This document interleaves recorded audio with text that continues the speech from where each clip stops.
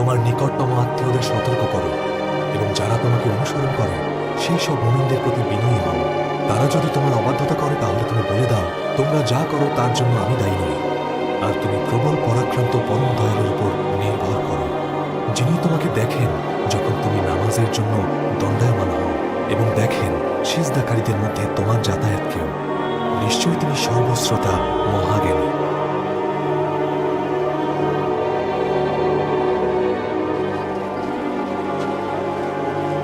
এটা আল্লাহ রাসূলের রূপ না? এখন তো হেরা গুহা থেকে আল্লাহ রাসূলের মক্কায় ফিরে আসার সময় নয়। এই সময় তো আসতে দেখিনি। নিশ্চয়ই কোনো গুরুত্বপূর্ণ কারণে নবীজি তাড়াতাড়ি ফিরে এসেছেন। তিনি অসুস্থ না তো? চলো গিয়ে দেখি কি হয়।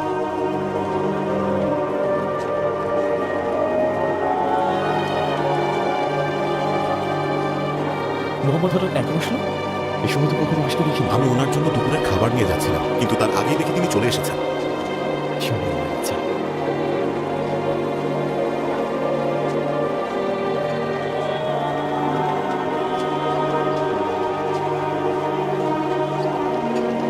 কি হতে যাচ্ছে? আল্লাহ রাসূল কোথায় যাচ্ছেন? আসলে তো কি হচ্ছে? কিছু একটা হচ্ছে ভাই। চল তো গিয়ে দেখি। চলো যাই। হে কুরাইশ সম্প্রদায়, মুহাম্মদুর রাসূলুল্লাহ সাল্লাল্লাহু আলাইহি ওয়াসাল্লাম সবার উদ্দেশ্যে কিছু বলতে চান। হে কুরাইশ সম্প্রদায়, মুহাম্মদ সাল্লাল্লাহু আলাইহি ওয়াসাল্লাম আপনাদের সবার উদ্দেশ্যে কিছু বলতে চান। হে কুরাইশ সম্প্রদায়, অতএব আপনাকে যা আদেশ করা হয়েছে তা প্রকাশ্যে বর্ণনা করুন এবং যারা আল্লাহর সাথে মিথ্যা উপাস্যকে শরীক করে তাদের থেকে দূরে সরে যায়। হে মুমিন ভাইরা, আল্লাহর শপথ, যদি কুরাইশের কেউ আল্লাহর রাসূলের ক্ষতি করতে চায় তাহলে আমরা তাদের সাথে যুদ্ধ করব।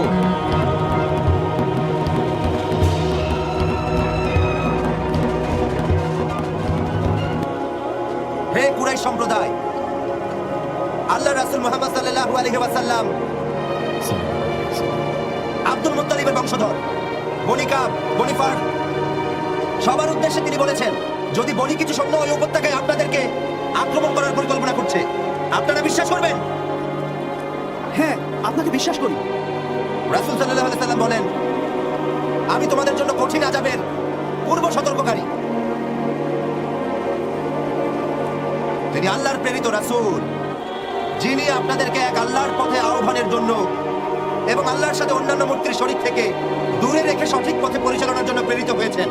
আপনাদের সবাইকে তিনি দয়াশীল হতে বলেছেন, সবাইকে আদেশ দিয়েছেন বিশ্বাস স্থাপন করতে। আশহাদু আল্লা ইলাহা ইল্লাল্লাহু ওয়া আন্না মুহাম্মাদান রাসূলুল্লাহ। আশহাদু আল্লা ইলাহা ইল্লাল্লাহ ওয়া আশহাদু আন্না মুহাম্মাদান রাসূলুল্লাহ।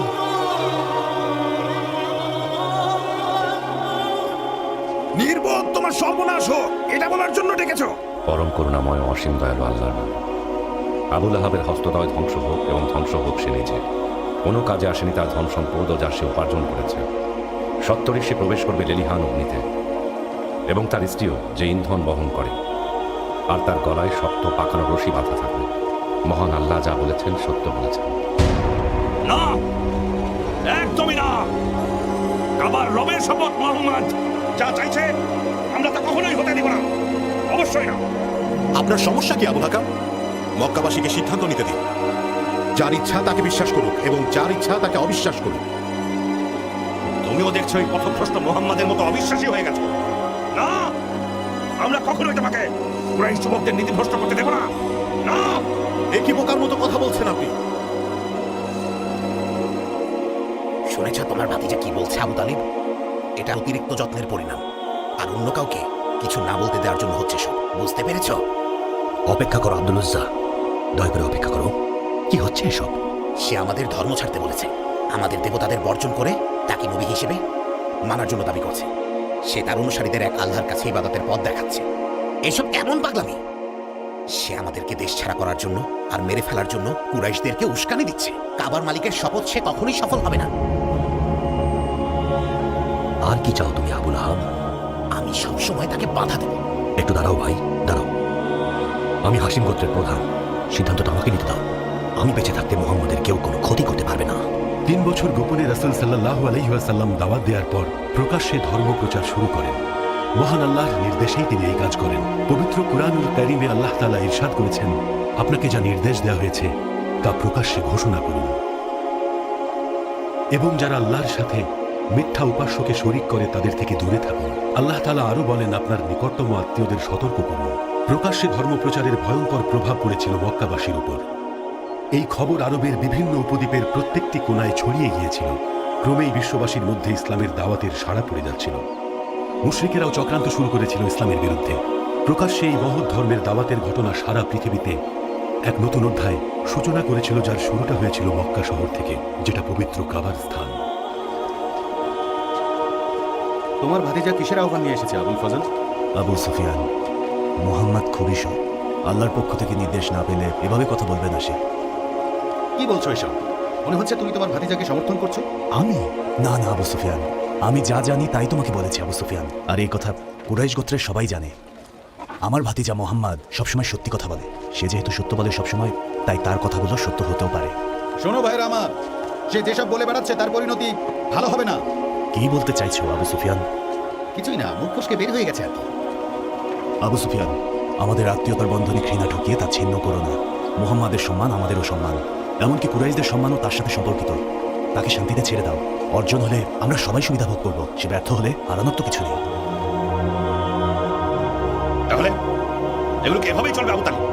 তোমার আদরের ভাতিজা, তোমার পুত্রতুল্য মুহাম্মদ ধর্ম আর দেবতাদের ত্যাগ করার আহ্বান জানাচ্ছে, আর বলে বেড়াচ্ছে আমাদের সবার নাকি তার ওই আজে বাজে ধর্মকে অনুসরণ করা উচিত। থামো আবুল হাকাম, থামো। সৃষ্টিকর্তার নৈকট্য লাভের জন্য আমরা যাদেরকে মাধ্যম হিসেবে ভাবি তারা আমাদের স্রষ্টা নয়। না, একদম না আবু তালিব, না। এগুলো আমাদের বিশ্বাস। আমরা তাদেরকে পেয়েছি আমাদের পূর্বপুরুষদের থেকে।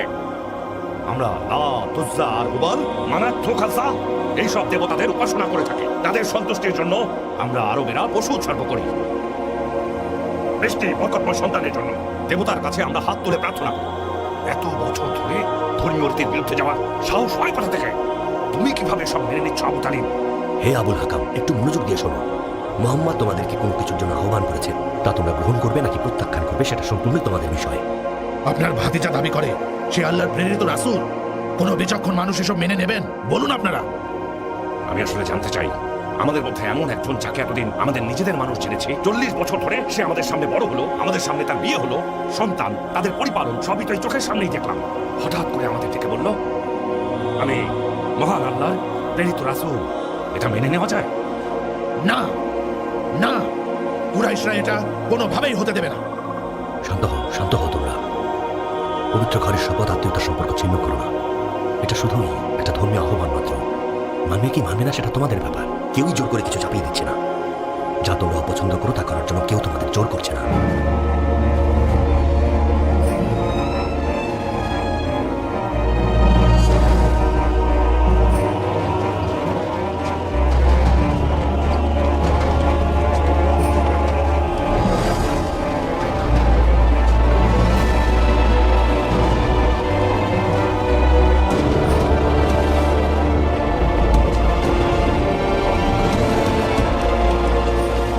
হে কুরাইশ সম্প্রদায়ের জনগণ, কাবার পাশে তোমাদের এত চিৎকার করে কথা বলতে শুনলাম কেন?